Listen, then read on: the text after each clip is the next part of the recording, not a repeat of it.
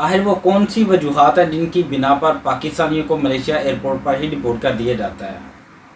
Malaysia immigration पाकिस्तानियों को मसलसल deport कर रही है।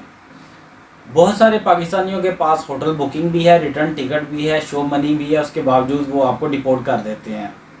अगर आप विजिट वीज़ा पे जा रहे हो मलेशिया तो सबसे पहले कोशिश कीजिएगा आपकी छोटी सी ट्रैवल हिस्ट्री हो। अगर आप थाईलैंड चले जाएं, किसी दूसरे कंट्री चले जाएं, तो आपका एक छोटा सा ट्रैवल का रिकॉर्ड बन जाता है, आपके पासपोर्ट की एक वैल्यू बन जाती है। दूसरी बात यह है, अगर आपका फर्स्ट पहला ही वीज़ा लगा हुआ है मलेशिया का तो वो फिर भी आपको डिपोर्ट कर देते हैं, ज़्यादा चांसेस होते हैं। अगर आप चाहते हैं कि आपको डिपोर्ट ना किया जाए, चंद चीज़ें आपके पास इम्पोर्टेंट होनी चाहिए। आपके पास एक ट्रैवल हिस्ट्री है, आपके पास एक बैंक स्टेटमेंट है, आपके पास रिटर्न टिकट है, आपके पास होटल बुकिंग है, और इसके अलावा अगर आपके पास NTN है, ये सबसे बेहतर है।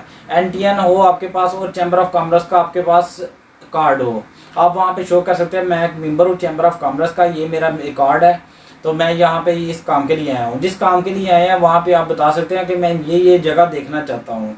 आपको वो जगह के बारे में थोड़ा सा नॉलेज होनी चाहिए, आप नेट पे सर्च कर सकते हो कि मैंने ये जगह देखनी है, इसलिए मैं आया हूँ, इतने दिन मैं यहाँ पे स्टे करूँगा, यहाँ पे मैं स्टे करूँगा, इतने मेरे पास शो मनी है, और ये मैं एक मेंबर हूँ पाकिस्तान में, मेरा एक छोटा सा बिजनेस है, लिहाजा मैं सिर्फ इस काम के लिए यहाँ पे आया हूँ।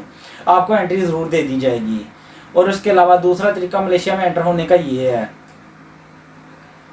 आप पहले थाईलैंड चले जाओ, थाईलैंड से बाय रोड आप मलेशिया में एंट्री कर लो। अगर आप थाईलैंड से बाय रोड मलेशिया में एंट्री करते हो, वहाँ पे पूछगछ और सख्ती बहुत कम होती है, जिसकी वजह से वहाँ से आसानी से आपको एंट्री दे दी जाएगी। कुछ लोग तीसरा तरीका भी अपनाते हैं, आप यहाँ से इंडोनेशिया चल जाओ, इंडोनेशिया से बाय सी समंदर के रास्ते भी आप मलेशिया में दाखिल हो सकते हो। समंदर से रास्ते भी अगर दाखिल होना चाहते हो, वहाँ पे भी सख्ती कम होती है बनिस्बत अगर आप एयरपोर्ट से जाते हो। आपके पास वही सारी चीज़ें होनी चाहिए, आपके पास बैंक स्टेटमेंट होनी चाहिए, आपके पास ट्रैवल हिस्ट्री होनी चाहिए, वो ऑलरेडी बन जाएगी जब आप इंडोनेशिया या थाईलैंड जाओगे। तो इसके अलावा बैंक स्टेटमेंट है, इसके अलावा शो मनी है, आपके पास शो मनी होनी चाहिए, और उसके हट के आपके पास रिटर्न टिकट हो, और वहाँ पे जहाँ पे आपने ठहरना है, वहाँ पे जहाँ पे आपने घूमना है, वो सारी आपके पास डिटेल होनी चाहिए। इन सब चीज़ों से हट के एक सेटिंग और भी है जिसे काउंटर सेटिंग कहते हैं। काउंटर सेटिंग में क्या होता है, आपका पासपोर्ट की तस्वीर या आपका पासपोर्ट नंबर वो एजेंट वो इमिग्रेशन ऑफिसर को भेज देगा और आपको कहेगा फ़लाँ नंबर काउंटर पे चले जाओ, फ़लाँ नंबर काउंटर पे फ़लाँ नंबर एजेंट के पास चले जाओ, या कह दें कि इमिग्रेशन ऑफिसर के पास चले जाओ। वो इमिग्रेशन ऑफिसर के पास ऑलरेडी आपका डेटा या रिकॉर्ड मौजूद होगा। वो जैसे ही आपका पासपोर्ट देखेगा, उसको मैच करेगा, हाँ ये बंदा वही है, वो आपसे सवाल जवाब नहीं करेगा, आपको पास कर देगा। काउंटर सेटिंग में बहुत ज़्यादा रिस्क होता है। उसमें ये है, पहली बात तो ये है कि ये एक जुर्म है, मैं इसकी बिल्कुल इजाज़त नहीं देता, ना ही इसको मैं प्रेफर करता हूँ।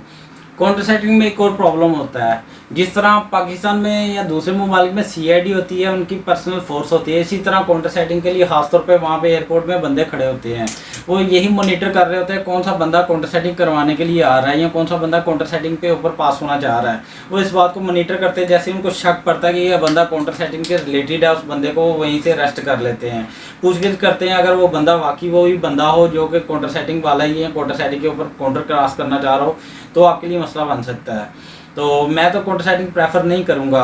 लिहाजा आपके पास एक रिटर्न टिकट होना चाहिए, आपके पास एक शो मनी होनी चाहिए, आपके पास एक बैंक स्टेटमेंट होनी चाहिए, हिस्ट्री होनी चाहिए जहाँ पे आपने पहले ट्रैवल किया हुआ है, आपको पता होना चाहिए आपने कहाँ पे जाना है। तो आपका होटल बुकिंग के साथ वहाँ पे आप जहाँ पे घूमना फिरना चाह रहे हो उसकी आपके पास डिटेल होनी चाहिए। ये चीज़ें जैसी आपके पास होंगी और साथ आपके पास थोड़ा सा कॉन्फिडेंस होना चाहिए, बंदा बात भी कर सकता है कि नहीं। एयरपोर्ट पे आप जाओगे, आपसे बात ही ना हो, वो आपसे पूछे कहाँ पे आए हो, कहाँ पे जा रहे हो, आपको इंग्लिश की भी नहीं समझ आए, आपको मलेशियन की भी समझ ना आए, तो उर्दू या हिंदी तो वहाँ पर चलती नहीं है।